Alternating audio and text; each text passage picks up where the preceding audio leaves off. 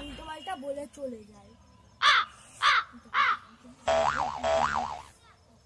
উল্টো বলে চলে যাবো আর কিছু বলে দি রে, কিছু বাড়ি বলে দি চলে যাবো। ও তোমার দাদুর বাড়ি ওখানে যেখানে ছিল সেখানে আমার কাছে জিজ্ঞেস করে লোক পাও না।